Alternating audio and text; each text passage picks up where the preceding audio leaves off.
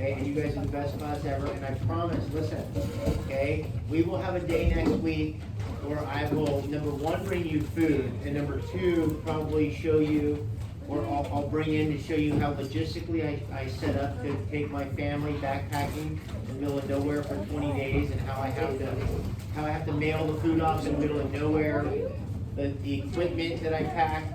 Okay, it'll be a good day. I'll show you some pictures, not too many, but I will get you guys food. Okay, and so I do appreciate this. I want you guys to be on your best behavior. It's hard enough. Okay, we've done this one, so you guys know what is expected. Please pay attention so you can ask valid questions at the end. Okay. All right, I'm going to turn it over to Sherlyn, and you want the lights on or off? Off. Or on for now, and then off. Okay. Yeah. They're right there. Okay. Hey, shh, guys, please. I don't want the phones out. Okay. I don't want you focused on anything other than what she's saying. It's important. It's a different topic than before. Okay. Again, this is their senior project. So, like Mr. Doss said, my name is Sherlyn Diaz, and I'm a senior intern here.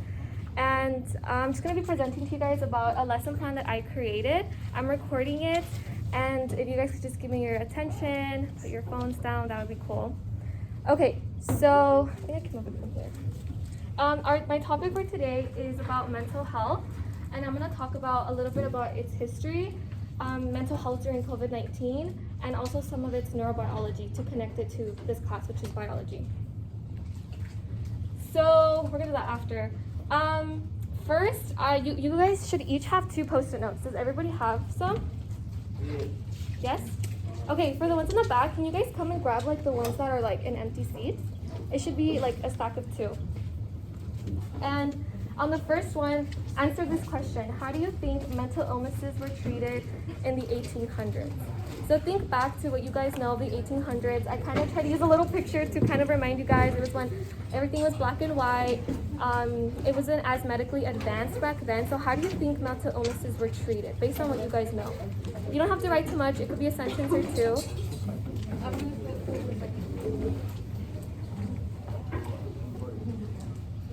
Yes?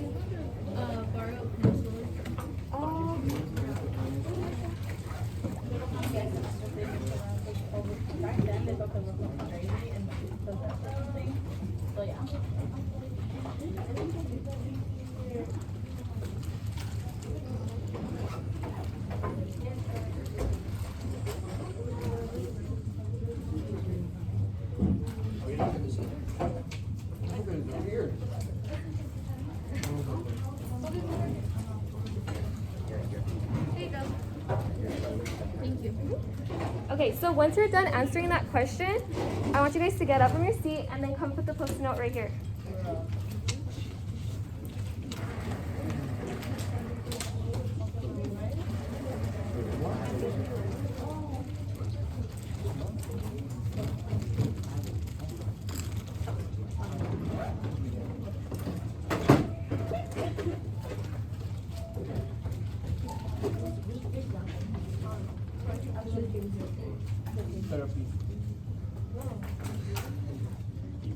So maybe you guys think they treated it in a simple way, like maybe like kind of like a therapist, or they would just sit down and talk to someone, or maybe you think they were prescribed drugs. What do you think happened? How do you think they treated it? Yes? I feel like they sat to talk to them. You thought that's how they did it? That was Okay, you can write that down.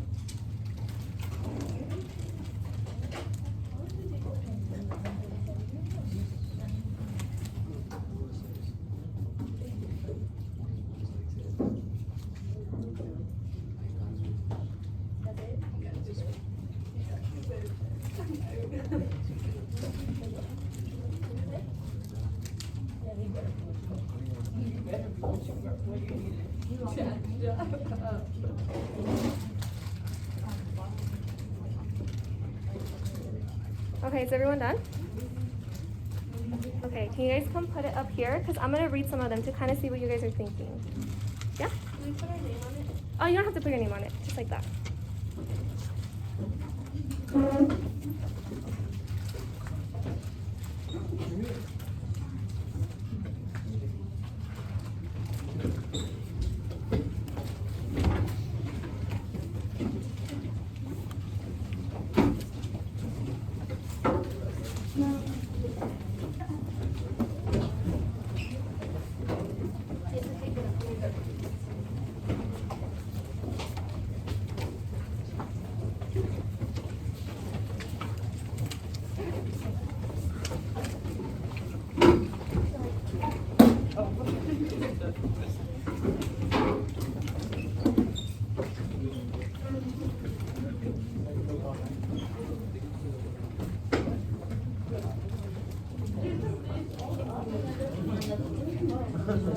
That's how to get you in.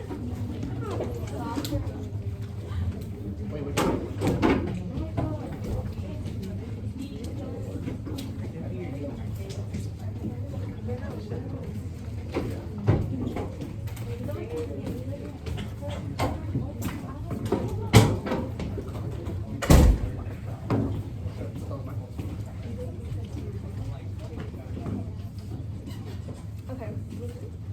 Okay, so that should be it. Okay, so some of these read, they would talk to them, then send them to an asylum. Drugs, someone said, I feel like they sat and talked to them and they talked about their symptoms. That they would go to a doctor, see a therapist. Psycho houses, this one says that they were treated properly and that people with these illnesses were seen as drunken or as monsters. Medication, they probably thought you were crazy, they weren't taken seriously. So a lot of they thought they were crazy or therapists on medication.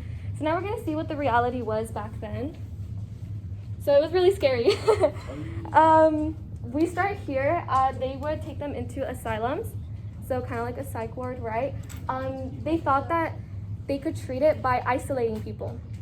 So what they would do is they would isolate them from society and they would put them into these rooms. Sometimes they would put them clustered. As you can see, there's 10 or more beds in one room, or they would completely isolate them in one room by themselves.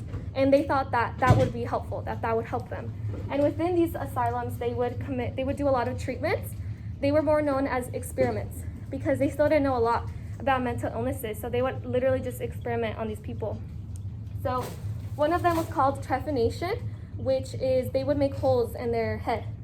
So they thought that for some reason that was logical and that would help people get better. Another one is bloodletting. So they thought that the mental illness or the illness was inside of their blood.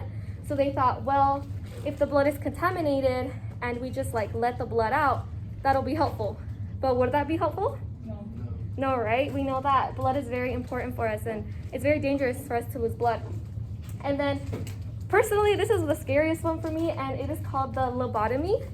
And so basically the physician or doctor would have a stick and they would stick it into the person's inner corner of their eye in order to get to this part of their brain. I don't know if you guys can kind of see that.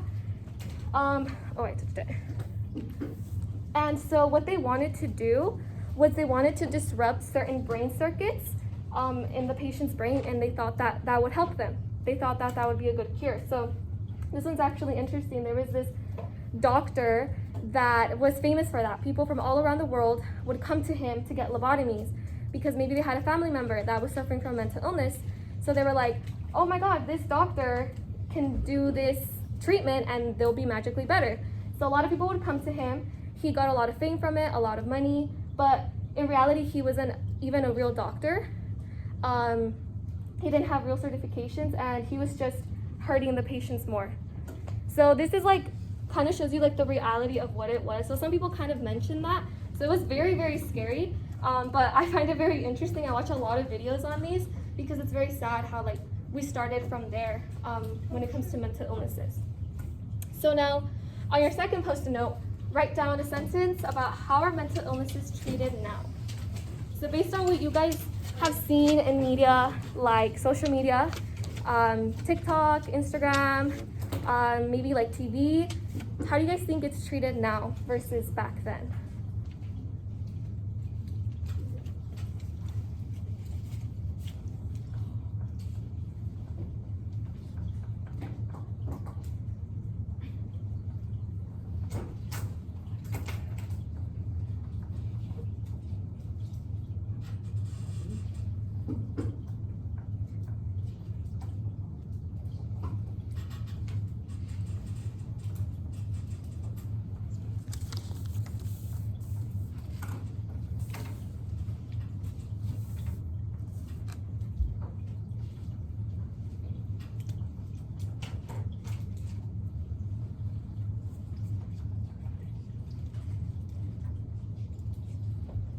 Okay, does anyone want to share something that they wrote?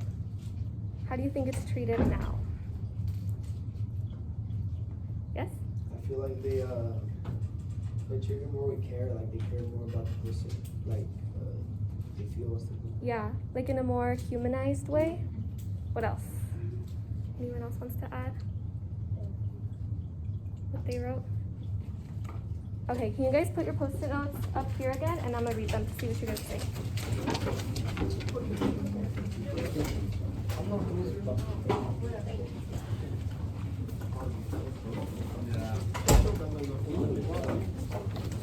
Take it up there. Don't be lazy. Okay.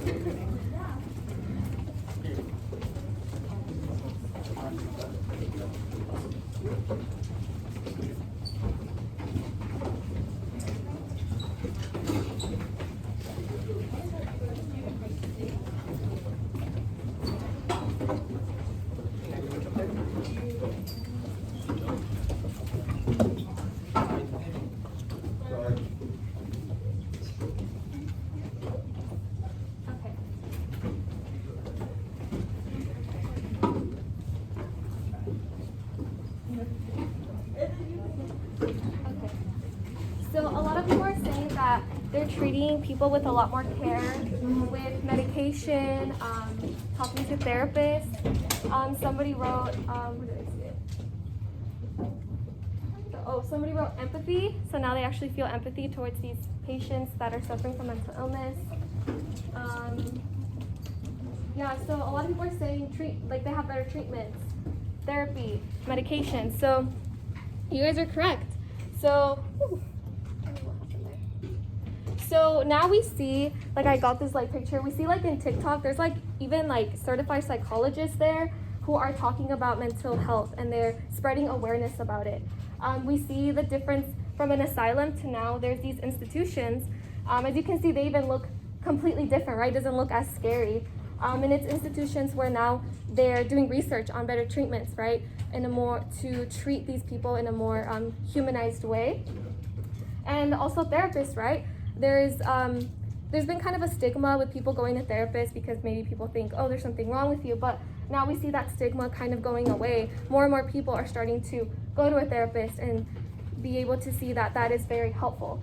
And this one kind of just talked about how in COVID-19, it was very hard on everyone's mental health, and how in 2022, we're really trying to look at self-development and be more compassionate about our mental health this year. So we see a very, very big difference, right? A complete 180 based on the 1800s and now. So now I'm gonna talk a little bit about the history and how we kind of went from the 1800s to now, that difference. So I'm gonna talk first about the history and then the COVID-19 effect that it has had on the mental health movement. And then I'm gonna talk a little bit about the neurobiology of symptoms. So what is going on inside of your body, right? Inside of your brain. And we're gonna be focusing on depression since there is a large variety of mental illnesses. And then we're gonna do a poster activity in groups at the end. Okay, so first, the history. So as I mentioned, it was all about abuses, brutalities, and neglect, right? So this is another picture of an asylum. That's kind of how it looks like now. And so patients were institutionalized in prison-like conditions, like we talked about. They would be isolated. And then in this picture, we see how most physicians had no real grasp of mental illness and they experimented unspeakable treatments. So again, they didn't really know exactly what it was, and they just thought oh, let's just experiment on people and see what we find out. They were seen as crazy. They would call them the mentally insane because that's what they were crazy. So I found this really interesting how there was a lot of people that advocated for mental illness back then. So we have this woman, her name is Nellie Bly, and she was an undercover journalist. So what she would do, she volunteered to pose as an ill woman, and she documented her experience. So she pretended that she had a mental illness so that she can then be treated, right? Exactly how these other people are treated who are suffering from a real mental illness, in order to document that experience, right? So she would journal every day, she would write down what would happen, and in that way she was able to expose the realities that were going on in these asylums, right? And the treatments of these people, because families, they had a family member that was suffering from a mental illness, they were like, oh, let's send them to this asylum, they'll get better. And so what she did was she exposed what was really going on in there. And someone else who advocated was Dorothy Dix, and she advocated for 30 years for better treatment. So similar to Nellie. And then similar to Nellie, we have this man by the name of Clifford Beer. So he was actually suffering from a mental illness, and he did the same. He documented his experience and the treatments that he was getting. He wrote a book that is titled A Mind That Found Itself. And again, in there he's exposing the realities that were going on. And that's when people started to find out what was really going on. And that's when people were like, no, this is not okay. Let's try to get better treatments for our family members. And in his book, he actually used the term mental hygiene, which is similar to mental health. So the term mental hygiene became widely adopted around the world. Many people would use that term. So after that, the National Commission of Mental Hygiene was created in 1909, and its main mission was to humanize the care of the insane. So they wanted, and this is their words, they said to eradicate the abuses, brutalities, and neglect from which the mentally sick have traditionally suffered. So that was their main goal, right? That was their main focus.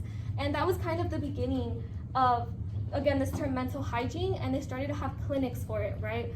They started to advocate more for mental health. So this is just kind of like a little blurb of the history of kind of how it started to become into something more humanized. Okay, so now we're going to talk about COVID-19. So that's why I put enter COVID-19, because that has had a big toll on everyone mentally, right? So I think it was last year that the U.S. Surgeon General declared that young people were facing a mental health crisis. He literally called it a crisis. But why is he saying this? Well, these are some symptoms. I'll get to that right now. But he said it was a crisis because now our generations, right, we're growing up in a crucible of digital media. So everything around us is media, right? We have social media, we have TV, YouTube, and that also takes a toll on us, right? It can influence us in a positive way, but also in a negative way. Also academic pressure. How many of us have felt academic pressure, right? To have straight A's, to have good grades. Maybe you're struggling, but people are telling you have to be a certain way. And that's a big pressure on us that a lot of people don't think about. When students, they think like, oh, their life is easy, all they do is study, they don't have to work, but academic pressure is real. Financial uncertainty. Maybe your family members have been going through some problems financially, especially through COVID-19, that a lot of people were laid off of their jobs. Racism, right? We see that a lot. Gun violence. We just saw that news about the little kids, right? We see that often. And societal inequality, right? The rich versus the poor. And all of that combined has an effect on us. The pandemic, it has caused a high number of deaths. So obviously that has some psychological effect on us, right? Our loved ones. This sense of fear caused by COVID-19. Economic instability, like I mentioned, maybe your family's having financial problems. And also the forced physical distancing from your loved ones, from your friends, from your communities. That has also had an effect on us, that we were isolated from all of our friends. And so now a lot of people are struggling with maybe anxiety, social anxiety. So all of those things are real. And if we go back to these symptoms, these are just some symptoms of like if you're struggling with your mental health. I just listed them. If there's inability to sleep, constant feelings of unmotivation, less hygiene, difficulty concentrating, drastic changes in mood and behavior, and lasting sadness. So sometimes we think like, oh, like maybe you're just lazy. Maybe it's not because you're lazy. Maybe it's just you're just feeling unmotivated. It's all of these things taking a toll on your own mental health. Okay, so now we're gonna get into the neurobiology of mental health. So again, what goes inside the body of someone who is suffering from a mental illness. And we're going to be focusing on depression, because like I said, there's many mental illnesses out there, but we're going to talk about the neurobiology of depression. So I have this video, and it's really good, but the guy that talks is really fast. Like even I had to keep pausing it. So what I'm going to do is I'm going to play it, and I'll explain it to you guys, but you guys will be able to see the pictures. So is there a way to mute it, Mr. Dahl? Mute this, yeah. Yeah. Do I just do it from here? With So over? right here, right? Yeah. Okay. Yep. Can I do this? Okay, good. Okay, that should be good. Can I move this over here? Let's see. Okay. Okay. So here's talking about the science of depression. Okay. So first, something important to note is that scientists have thought that this neurotransmitter that is called serotonin, it's actually the feel-good chemical in your brain. So it's what kind of, when you feel good, that's the chemical that's sparking in your brain, okay? So they thought that this was the chemical that was to blame. So they kind of drew a little picture. If you have more serotonin levels, that means you feel better, you feel happier, more uplifted. But if you have decreased serotonin levels, you feel sad. And so that's why the brain is sad, because there's a decrease in serotonin levels. So that's why they thought that that's what caused depression, a decrease in serotonin levels in your brain. And the only real proof that they had with this like hypothesis was that when they would give patients prescribed pills that increase serotonin, they would feel better. So they would say, oh, because these pills that increase it, that's the cure, maybe, of depression. So that's kind of like what they were thinking about. But in reality, it's a lot more complex. It's a lot more complex because it involves the connections within your cells. So we're going to talk a little bit more about that.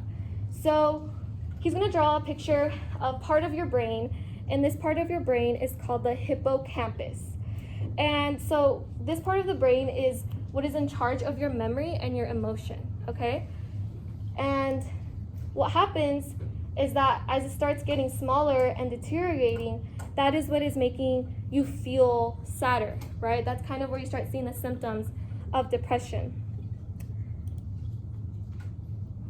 But as new neurons are stimulated in this area of the brain, studies show that your mood actually improves. So as you can see, it's getting smaller over time, but once you start getting more neurons and it starts getting bigger, your mood changes. So we know that there's certain pills that can help you increase your serotonin levels, right? Which make you feel happier. And then this directly affects your brain cells, as we saw right here with the hippocampus. But what is going on is the serotonin is actually stimulating your brain. So it is promoting the release of other chemicals, which stimulates neurogenesis, which I thought was really interesting. And neurogenesis is basically just the growth of neurons. So we know that's always a good thing. So that's basically how pills work, right? It's to increase serotonin, but it's not just the serotonin that's making you feel happier. In reality, it's the neurogenesis that is going on, because the serotonin is allowing these other chemicals to start getting stimulated, and that's what causes more neurons to be in your brain. And that is what is uplifting your mood. So I found that really interesting.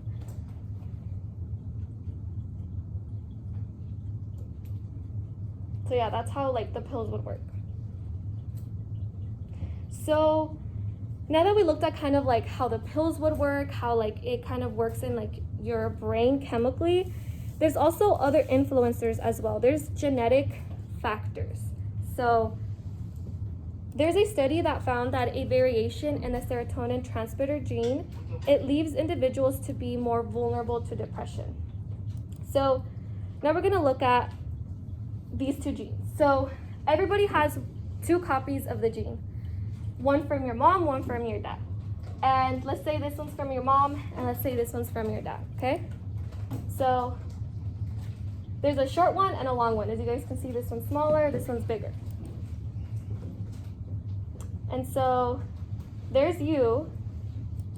So the first example is that, so they did like a research of like, I think 500 people, and they found that 30% of people who had both a short one and a long gene, that they were vulnerable to feeling depressed, to feeling more sad. And if you got 2 short genes, you were like really vulnerable to get depression. Really, really vulnerable. But the other 33% of people who had 2 long genes, they were less vulnerable to get depression or to have those feelings of sadness. So we can kind of see how like genetics can play a part here, because we're talking about this certain gene, and they're saying, well, if you have two long genes, you're less likely to get depression. If you have two short genes, you're a lot more likely. And if you have one and one, it's kind of like you're in the middle. So again, it shows you like the effect that genes can also have on people that are feeling depression. So there was another study, and this study was on two twins. We see here the twins. And they basically said that if one twin had a bipolar disorder, the other twin was 60 to 80% more likely to also have that bipolar disorder. So we see how there are many genes that can increase the likelihood of depression, like we saw the short and the long gene. And it makes sense if you consider that depression and bipolar disorder can run in the family.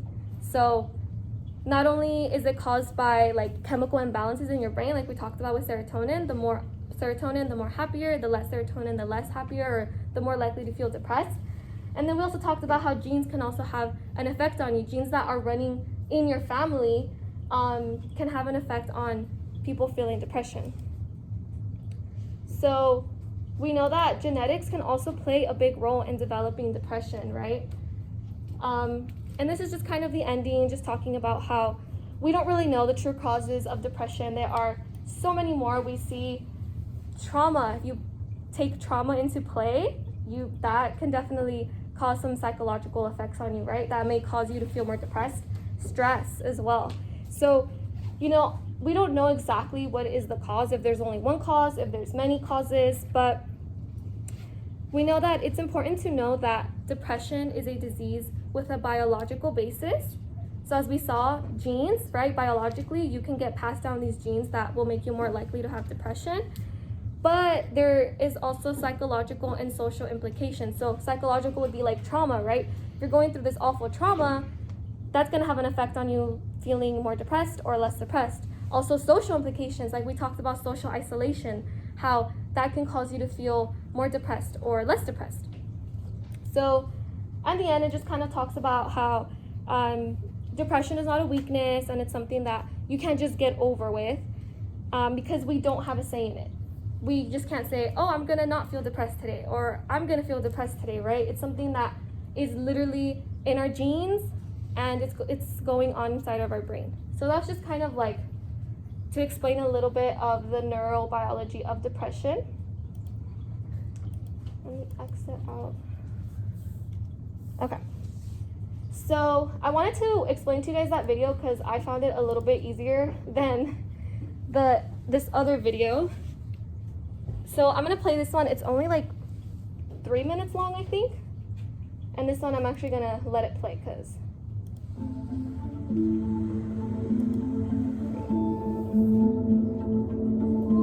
The current standard of care for the treatment of depression is based on what we call the monoamine deficiency hypothesis, essentially presuming that one of 3 neurotransmitters in the brain is deficient or underactive.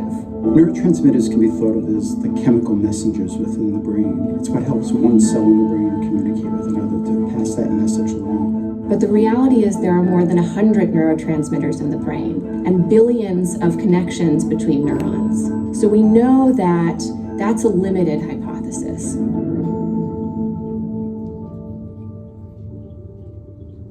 For decades, we thought that the primary pathology, the primary cause of depression, was some abnormality in these neurotransmitters, specifically serotonin or norepinephrine. However, norepinephrine and serotonin did not seem to be able to account for the symptoms of depression in people who had major depression. Instead, the chemical messengers between the nerve cells in the higher centers of the brain involved in regulating mood and emotion, which include glutamate and GABA, were possibilities as alternative causes for the symptoms of depression.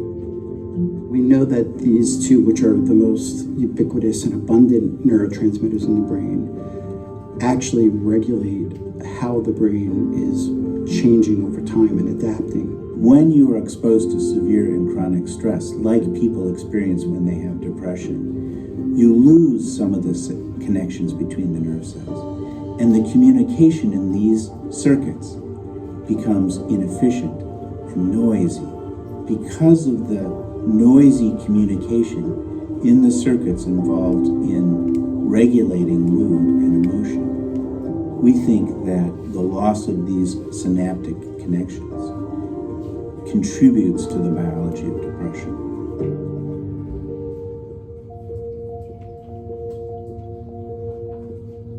It's critical to understand the neurobiology of depression and how the brain plays a role in that for two main reasons. One, it helps us understand how the disease develops and progresses, and we can start to target treatments based on that. There are clear differences between a healthy brain and a depressed brain. And the exciting thing is, when you treat that depression effectively, the brain goes back to looking like a healthy brain. We recognize that the treatment for depression is a long-term process because for many people, depression is a long-term disorder. So we need new treatments. We've needed new ways to approach depression for people that haven't responded well to their prior treatments. We are in a new era of psychiatry. This is a paradigm shift away from a model of monoaminergic deficiency to a fuller understanding of the brain as a complex neurochemical organ.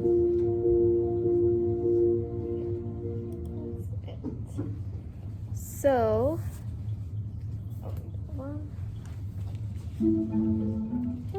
okay, so now I'm gonna have you guys go into groups, and you guys can pick your own groups. So there should be 6, 1, 2, 3, 4, 5, 6. Yeah, so these 6 tables back here. So everybody just go into a group of 6 people per table, and then I'll explain what to do.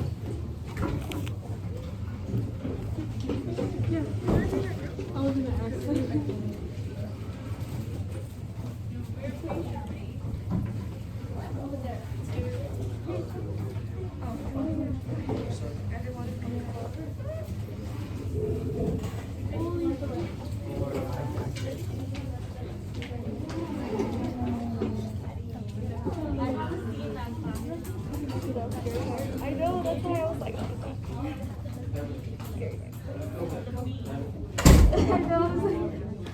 okay, so everybody should be 6 people. Yes, 6. Only 6. There's a table right there. They need 4 more people. Let's go, break up into 6, that doesn't matter. Oh no, they need 3 more. Oh, they need 3 more. They need 3 more.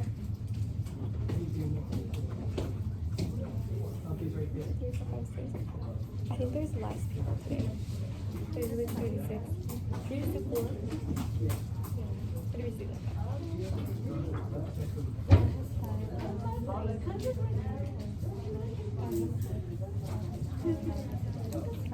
Okay. Okay, I think that's good because I don't think everybody's here. Okay, so I put like a couple markers and stuff like on your desk, and there's kind of like this like small like poster paper. So I'm gonna challenge you guys to try to think of 2 things from each of these topics, from its history, COVID-19 effect, and neurobiology. Try to remember 2 things, 2 facts or something interesting you guys remember from it. And just write it down. So it's based on like what you remember. So you're gonna title it Mental Health Presentation. On the left, write down all of your names.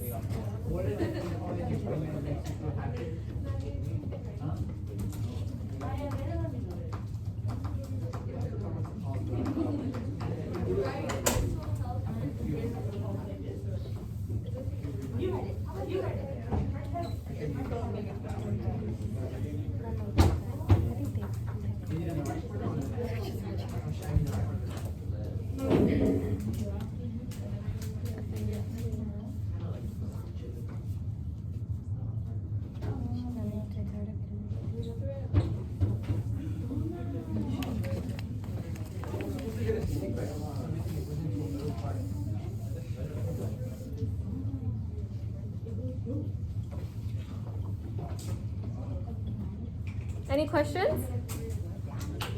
No? Okay.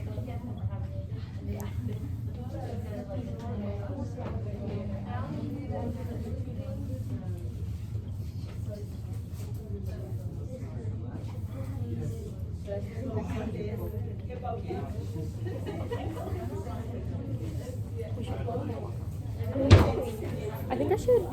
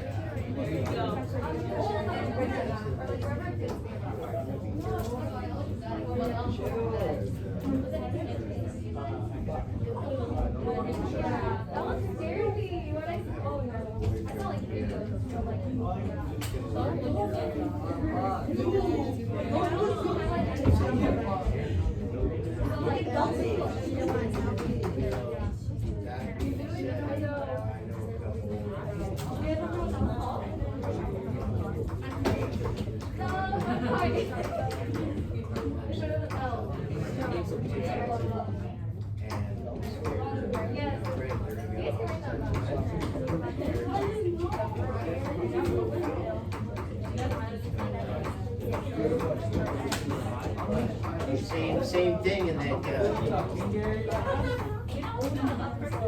yeah, I mean, you haven't done anything wrong, he hasn't done anything wrong, right now,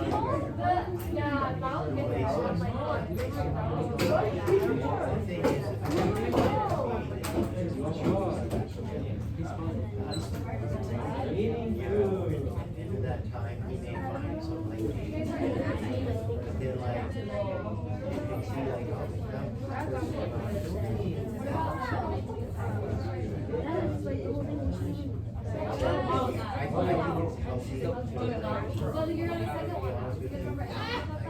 You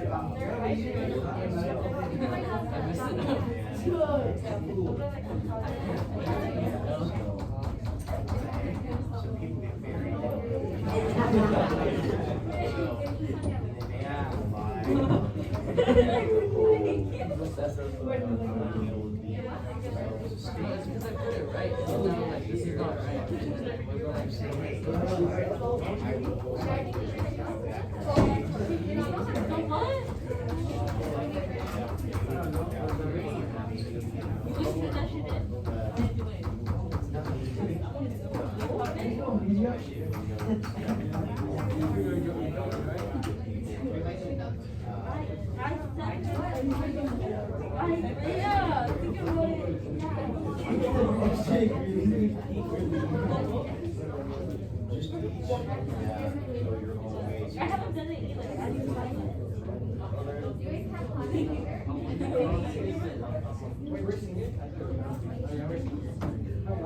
Okay, you guys are almost done. One more. Okay, Sebastian, your turn. I said you did it.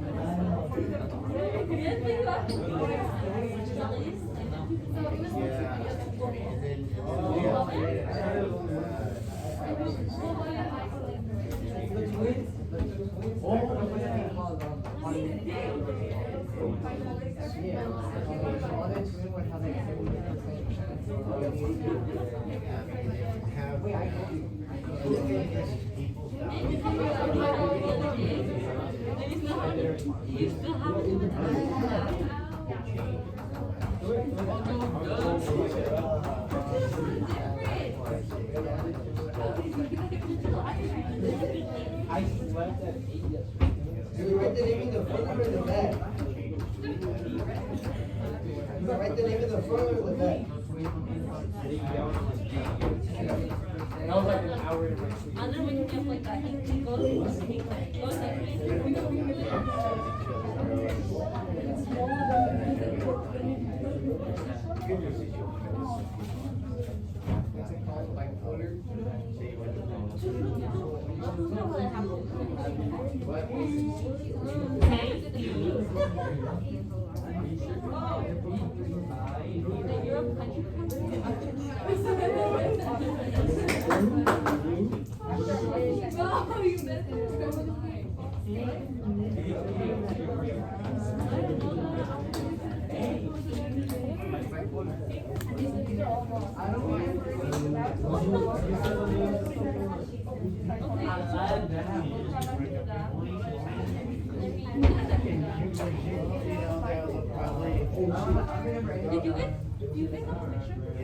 Yeah.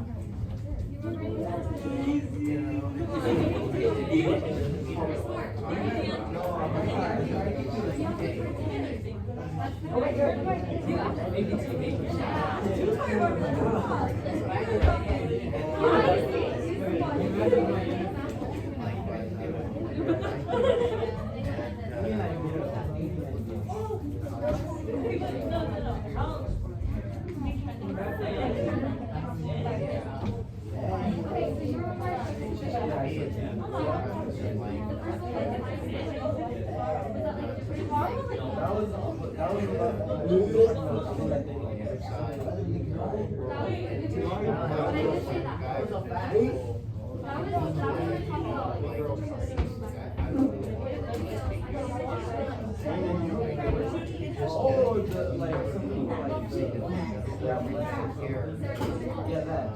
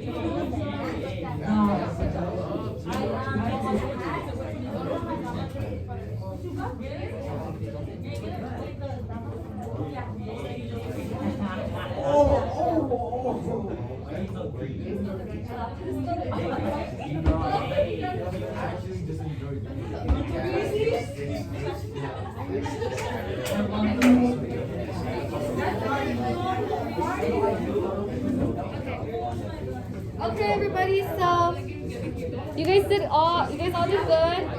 Everybody? So once you're done, can you guys put the posters over here, like stack them up so I can see what you guys wrote? And then the last thing I need you guys to do this. Everyone listen. So, I'm sorry, it's because the period's almost going to end, but can you guys scan this? You guys just need to fill out a small survey of like 4 questions. It's just going to ask you like what you thought about the topic, how you thought you guys liked how I explained it. So, just fill that out and then you'll be good.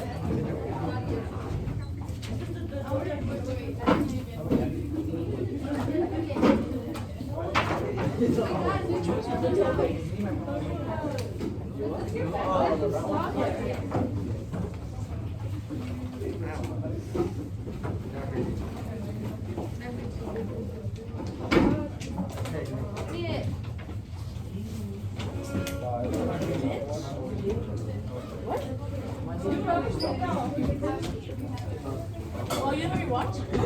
Watch it. You put your full name? No, your full name, sorry. You put your name. Here in the house.